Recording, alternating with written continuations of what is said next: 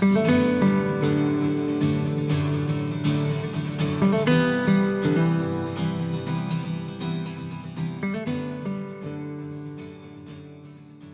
to Conversations Different, a podcast from the Santa Fe New Mexican about the interesting people, places, and issues of northern New Mexico.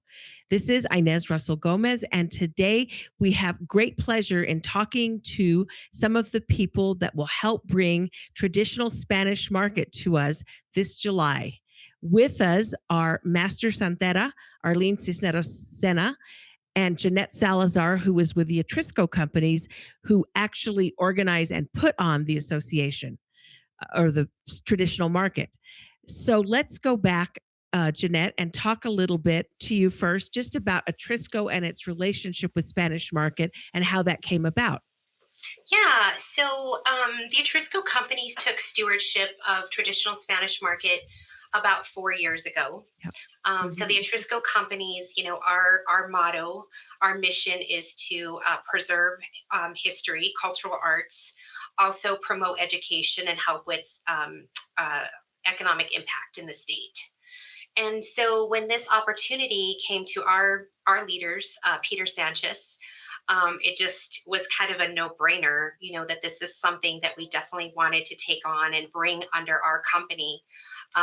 Traditional Spanish market has a long history.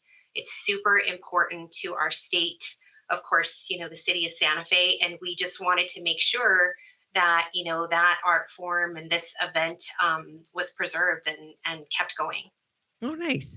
So, Arlene, when I called you a santera, probably if maybe some of our viewers or listeners don't know what that is. So talk about what it is exactly that you do. And for everyone who doesn't know, she is a true master, one of the legends of Spanish market, to be honest. You're too kind. To answer your question, a santera, I am a santera female. Santero is male, and it's a Spanish word for saint painter. So some of the santeros go by pintor or maestro, but I think the general word in Spanish, santero or santera, means saint painter. It's a traditional title for people who've been doing traditional saints for generations. Yeah. And what you do is you paint retablos and do other things, because you've done altar screens and all sorts of bigger pieces as well. And I think that's something that's interesting for people who haven't been to Spanish market. Retablos might be somewhat not small, but, littler, but you've done huge altar screens. I do some large scale work, yes. And as a matter of fact, next Thursday, I think, we're going to be installing an altar screen in my mom's hometown or her home parish in Costilla, New Mexico, just north of Taos, just north of Cuesta. I was so honored. My mom would be so proud to see that that was really actually happening. And yes, it's a long time coming, and that's the next project. But I do a lot of large scale work. But I love coming back to Spanish market, seeing the people who have supported us and patrons, regulars that come every single year to Spanish market or winter market because they're just fans. Yeah, and it's not just something where you shop. It's where you interact with the artists and understand the tradition. Yeah. Mm-hmm. Yeah. Mm-hmm. And I think about it, Arlene, when I think of your work is because so much of the traditional art of the Spanish frontier in New Mexico, and then when Mexico took it over, is religious in nature. I bet you have to explain to people why that is so. For the most part, no, because who we get at Spanish market are those who know why they're there, why we're there. Oh, good. They see what we do. Every once in a while, you'll get perhaps a tourist who just showed up on that weekend and comes over to say, "What in the world is going on here?" And that's when you'll get the questions like, "Why is it so religious?" or "What is this?" And it gives us all the opportunity to educate, beyond Santa Fe and New Mexico, because most of us know who live here. But as I said, every once in a while, you get someone who has no idea, and that's fun. I actually one time did a show in Old Town, Albuquerque, and I had sold out. So I only had the potted flowers that I had for display. And so someone asked, "Well, how much are the flowers?" And that's when education comes along. They have to see what we do, that we're preserving traditions, that we practice traditional artwork. That's what we do. Yep. And Jeanette, talking about the traditional artwork and the role of Atrisco, why are cultural traditions and heritage so important to this company that they, keep them going in different places in the state? Yeah, so the Atrisco Companies has a very long history. We were part of the Atrisco land grant, which goes back to the late 1600s. Where Spanish settlers, settled. I believe there was over 50,000 heirs to that land grant. And of course, a lot of these, folks came from Spain. They settled along the Rio Grande here in Albuquerque. And then in 2007, I believe, the land grant was sold. And so part of that money went to create the Atrisco Companies. And again, the whole mission and purpose was this money, this company was going to be used to preserve, culture in our state, something that is traditional to us. And then, of course, education and economic impact. So, with the history of the Spanish settlers there in the land grant, it just again, just kind of ties with why we wanted to be the stewards of traditional Spanish market, because our history kind of is part of that. Yeah, yeah. And thinking about the economic impact, Arlene, I mean, there are people at market who make the bulk of their income from making art and selling art. So it's not like this is a little hobby that people do and then show up one weekend a year. This is a lifelong dedication to art and craft and then putting it out in the world. That's absolutely correct. I know that I do this work full time. It's how I make my living. Yes, but I think it's part of promoting and educating. Also, talking about cultural. This is a cultural event. This is a community event also, but it's more so a cultural event. So most of the artists at Spanish Market do make. Doing Spanish market. Some have to have another job, yes, but I think we're all there because we bought into the fact that preservation of this culture is important. It's essential, and it's something that we need to do. It's our responsibility. We'll take a quick break and be back in a moment with more Conversations Different.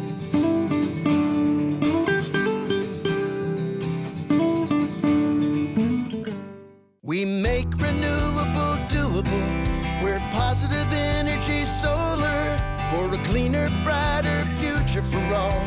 Positive energy's the right call. Feel good about your energy bill. Help save the planet too.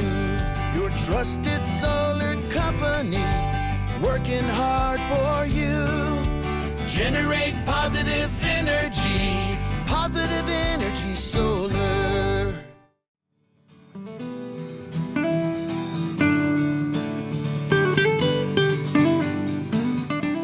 We are back with Conversations Different, talking to Jeanette Salazar and Arlene Cisneros Sena about this year's traditional Spanish market here in Santa Fe. Jeanette, before we started, you were talking about how you were raised in Santa Fe. Yes. And I wondered growing up if you were aware of Spanish Market much. Oh, yes. Oh, yes. It was a huge ordeal for my family. I remember going as a young girl, what I remember about it was that, when we would go to the market, we would see I would go with my aunts and uncles, and they knew everybody. It was almost like a little family reunion. We had so much fun with all the music, and I just remember it just being such, a great thing, and being taught about the art forms, and I grew up very Catholic, very religious, so having a lot of respect for these artists and what they do was an important thing in the family. But oh yes, I remember going to market very young. That's kind of interesting then, to bring that perspective of someone who's helping support it, and it really brings you kind of an informed opinion about it when you come to it. Yes, absolutely. Yeah. Right. Arlene, talk about some of the other art forms people will see when they go to market. Well, you'll see the santos in the form of bultos and retablos. You'll see straw applique, carvings, wood carvings, unpainted, painted. You'll see tin work, weavings, pottery, micaceous clay pottery. What else? There's Furniture. Yeah. Oh gosh, the furniture, the traditional furniture of New Mexico. That's just amazing. And then there are categories in which, for instance, you can do a collaboration with another juried artist at Spanish Market. And that's always fun, because then you see beautiful pieces that come out of jewelry, precious metals, and painting, the retablos. Yep. Or furniture, where you'll see ironwork and a carved chest with an ironwork lock on it. So those are fun to see. Yeah, I always like when people are really trying to revive something, like when they brought back hide painting, and they did some kind of the more obscure things. And don't forget colcha embroidery. That's which is not obscure, but that's so difficult, because my grandma tried to teach me to embroider, and I just remember poking my fingers and bleeding. Yeah. We actually have a new category this year. Nice. And it's stockings. Okay. We have an artist, Rita Padilla Hoffman. Oh yeah. Who obviously is a master artist herself in weaving and colcha, but she will be doing stockings this year. So are they going to be like it was an art form back then. Yes. So I mean, think about, their shoes probably didn't fit so well, and if the stockings didn't fit, you would get blisters. Oh yeah, Rita she put together a whole almost dissertation on how stockings were used and how they were taking up the old Santa Fe Trail, and all this great information. So it's always great to see when we are able to bring revive or bring different art forms, but this year we have 7 new artists that have juried into market, so we're excited about that. We're going to have a total of 104 artists, and then of course we have our youth. We have 29 youth artists, which Arlene mentors. A lot of the master artists, a lot of the artists, traditional Spanish Market adult artists, do mentoring. That's kind of part of what they do. They need to keep the tradition alive, whether it's teaching classes or mentoring, people, young ones in their own families. And that's an important part of the market. We'd like to make sure that the youth has the opportunity to showcase their art as well. That's right. And that's one of the factors of becoming a master artist. It's not just the quality of your work, which is exceptional. It's the fact that you're passing along the tradition. It's the education piece. Yeah. Absolutely. Yeah. That's right. Yeah. Arlene, one of the things I remember about you is the generosity with which you help people. And I think there's so much more, because people see, the piece of wood, they see the painting, but they don't realize that you cut the wood, you finish it, the paints, you don't go to the store to buy the paints. Tell us about that process. All right. I'm often asked, I can't tell, at least once every show, how long did it take you to do that? And of course, Rita Hoffman has a real good answer, and that's, it's taken me a lifetime.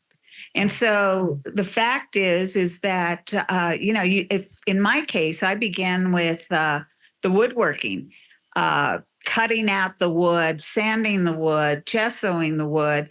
And then it becomes the time to start drawing on it, and so the prep takes quite a long time. I've never really timed it. I've never really looked or seen what it is, how long it is that it takes. Mm-hmm. I do know that the two young ladies that I'm mentoring for this year, especially my granddaughter, who has no clue, because she gets her grandfather to cut out her boards and gesso them. And so that's probably this year's lesson, is that she's going to have to do that. The fact is that it takes quite a long time. I don't know. For instance, Jeanette talked about Rita's knitted stockings. Rita comes from apparently a family, or her aunts of another generation, who were stocking knitters. That's what they did. And she, like she said it was almost a dissertation. So this took Rita a long time to come up with 3 pairs of stockings for juring. And perhaps, it's not going to be but a whole lot of it. There might not be a lot of interest like in the Santos, but that's part of the educational process. That's what they need to know. Yeah. I think about how you always have to remember New Mexico was a frontier, whether it was for Spain or for Mexico. Right. And you didn't bring your gold statues or your beautiful weavings from, all the places you immigrated from. And people here created their own beauty. And and very humble ingredients. I mean, straw and tin are not exactly the fanciest of things to make things with. Well, I think it's kind of interesting, and Arlene can probably talk a lot about this too, is, the straw applique. If it's a beautiful art form, right? Very meticulous, but, and in certain lights, it looks like gold. And I think that was, we couldn't bring gold. There wasn't a lot of gold to just bring, So being innovative and, creating something like that looks like it's gold inlay. And for perhaps the tourists that come into Spanish Market for the first time, I think it's important that they realize that tin may have come from tin cans opened up and punched tin designs on them. This nickname, poor man's silver. But, and how, the stories behind that, how every family, every tin family, for lack of a better way to say it, they all had their own punches, their own designs, and no one should ever cross over because there were, the Delgados had certain punches and designs that was strictly Delgado. And today, I mean, this was probably 3 generations of Delgados that are still in Spanish Market. Straw applique, the same thing. Poor man's gold. So there are really nice stories about all of the traditions. Yeah, that's a beautiful break, and we'll be back in a moment with more Conversations Different.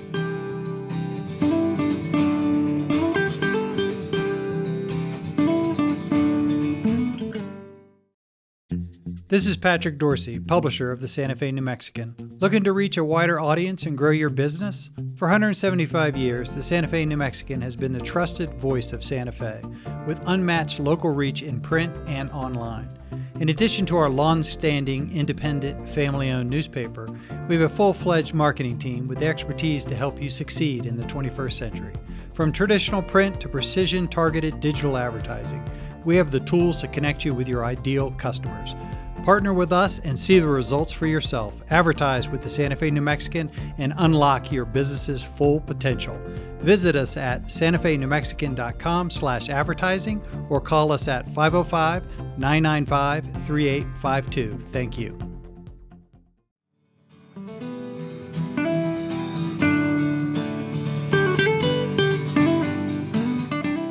We are back with Conversations Different, talking to Jeanette Salazar and Arlene Cisneros Sena about Spanish Market coming July 25th and 26th this year. Is that right? Correct. Good.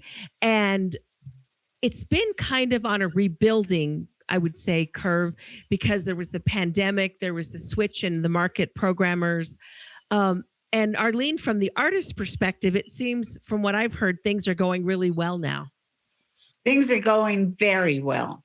Atrisco has been very supportive to the artists, to Spanish Market, and they take the whole market and all that goes along with it very seriously. I mean, they really want to do the right thing for Spanish Market. We went through a transition period, and it was hard for a long time. We find this appreciation that comes our way from Atrisco, and the support that they ask us, they bring us in and want to know more about what we know about Spanish Market, because they want it to be done correctly. And so all of that is just appreciated more than you can even imagine. Yeah, I imagine. Jeanette, what has it been like as a grown-up to help the market that you saw as a child? Oh, it's just such an amazing thing. I'll say, working with Atrisco, and of course, us taking stewardship of the market, is one of their greatest accomplishments. Not only I feel that, but also, our leadership as well. We wouldn't be here in this situation without artists like Arlene and, all of these amazing people who have spent their lifetime really, keeping this tradition and in this market alive. And so as an adult, to be able to continue to, admire it, foster it, and having a little bit more control, as far as, helping to manage it. But, we don't know everything, right? We came into this knowing that, we had a lot to learn, and, it's a privilege and an honor to be able to work with, so many amazing artists. Arlene has been so great in offering, advice, insights, and, helping to give us guidance, right? They've been doing this for a lot longer than we have. And, they know, what's right, and, what some good ideas and, things that we can do to develop the market to make it better for artists, and for, the patrons as well. I think that's so important, because a lot of times with events in New Mexico, people come to help, and then they end up not helping, and it ends up weaker than it was before. And or changing. Yeah. That happens as well. And, it's something that, is well-intentioned, but it's good to have. Spanish Market is what, going on 100 years? Years, yes. Yeah, because it was founded in 1926. It says That's right. Yep. So this is 2026, but there were some gaps or something. Yeah, during World War II, I think there was a pause for the market, right. And so the market has been presented this will be the 74th year that it's actually been presented. So we're super, Right. again, such great history, that goes along with that. And, the Atrisco Companies is just, we're super honored and proud to, be a part of the market and, continue to support, this beautiful cultural event. Yeah. And Arlene, when you get together to start, do you have like a process that you get ready for market? Like you start planning in January and then paint, or do you do it all year round and build up your inventory? How does an artist prepare for such a big event? I think we all do it differently. But I really do believe that. Some people just work for months, putting together an inventory for market. My nephew, I just spoke with him this weekend. He has something like over 30 pieces. And I said to him, when did you have time to do that? But that's how it's done. That's how he does it. For me, I've been working on this altar screen and church project. I also got pulled away to work on something for Prince of Peace in Albuquerque. So to sit down and actually come up with an inventory for market may not happen until next week when this screen is installed. And so it might be a lean year. Yeah. I don't worry about it. People are very gracious and they come to say hello. And I think I just feel as though I need to be there. I love being there. The patrons and the people who return year after year are just so special. If they only knew how appreciated that we are about it. Nice. There is something about the rhythm of the season in the summer where you have a market and then you see your friends and then you have whatever's next. And people do appreciate that. Right. It's actually why I appreciate winter market, because it's more intimate and we actually get to walk around the room and talk to each other, because we are the artists themselves. We become a family.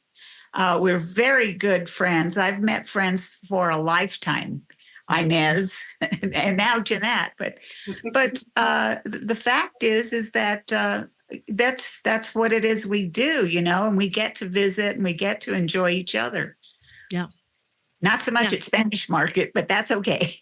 Oh, it's hot. It gets a little hectic, Spanish market. And Jeanette, talk about the experience of market, because obviously there's shopping, but it's more than that in terms of how do you go as someone going to it to really learn as much as you can about a culture that doesn't exist anywhere but here. Yeah. So, it's a family-friendly event. It happens over a weekend. And, like Arlene said, we have so many people that come, that are just, they know the market. They want to come and talk to the artists. They want to come and see, what is Arlene done new this year? What is, Diana done new this year? So, there's a lot of people that do that. And, we have entertainment, local New Mexico entertainment.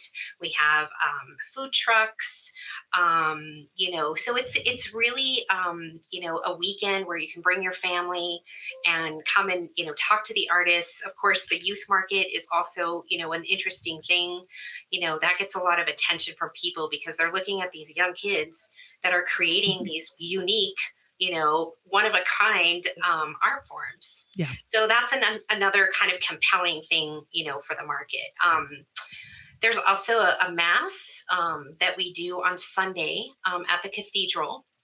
And so it's just, again, another beautiful, part of traditional Spanish market or that weekend. And then there's a procession that takes place out of the cathedral up San Francisco Street into the plaza. And then there's a beautiful blessing that's done, by the Archbishop. And it's, again, just another unique, one-of-a-kind thing that you'll experience, during market. Yeah. And it reminds us, that a lot of these art forms have root in religion and Catholicism. And again, because New Mexicans were on the frontier, there weren't a lot of priests. Mm-hmm. So if you were going to pray or have devotions, you had to do it yourself. And this is one way that, you could fixate on your cross and think about Jesus and all those kinds of things. I think that was so important. Well, that's how the art of the santero began. Was for that reason alone. But when you think about it, New Mexico is so unique. It's such a very special place. We have our own music, our food, our language, everything that is just unique to us. And I don't, and I don't know how many people actually know that or appreciate it unless you live here and you've brought yourself into the culture. Right. Or if you're like me and had to go live away for a long time, and then you find out you're not weird, you're just not in New Mexico. It was, because they don't understand. when No. you go Right. outside. That's Yeah. right. Mhm. And with traditional Spanish market on the plaza, there's always contemporary Hispanic market, which goes down Lincoln. And I think the two really complement each other because you see, how tradition can evolve over the years and have its own expression. And I don't think it, in some years past, there was some kind of, people didn't always get along, Arlene, but I think that's different now. It seems very cooperative. Very different. Yeah. I think it, like you said, each market complements the other. And I have a nephew over at Contemporary Market, and my brother-in-law, his dad, are both at Contemporary Market. They do complement each other. If you want to do contemporary work, that's the perfect place to go. It's a great weekend to celebrate Hispanic culture and art forms. Because it's not just the Santos; it's a whole slew of different art forms that belong to New Mexico completely. Yeah, that's a great way to put it. Jeanette, what do you want to tell people as we finish up? Yes, so please come out to the market. The weekend, the market will be held July 25th and 26th there at the Santa Fe Plaza. It'll be from 8 a.m. to 5 p.m. on that Saturday and Sunday. There'll be lots of food, entertainment. Again, we have about 100 and I want to say 40 artists. So that includes adults and youth. And it's just, again, a unique experience. You're not going to find this type of art form anywhere else in the world that's done in this traditional way. So it's just a great way to come and learn about, traditional Spanish market, have a fun day, listen to some great music, eat some great food, and have great conversations with these artists about what they do and why they love it. Oh, that's a great way to end. And on that note, this has been another Conversations Different. We'll be back next week. Thank you for listening to Conversations Different, hosted by me, Inez Russell Gomez, editorial page editor for the Santa Fe New Mexican. Our weekly episodes would not be possible without your support. We hope you enjoy them and keep listening. New episodes drop every Tuesday. Consider signing up for our newsletter so you never miss an episode, and while you're at it, consider subscribing to the Santa Fe New Mexican. Our podcast is available by visiting our website, santaFeNewMexican.com/podcasts, or wherever you get your podcasts. Conversations Different with Inez Russell Gomez is produced by Matt Dalside and Ernesto Cisneros, published by the Santa Fe New Mexican, a local and independent newspaper owned by Robin Martin.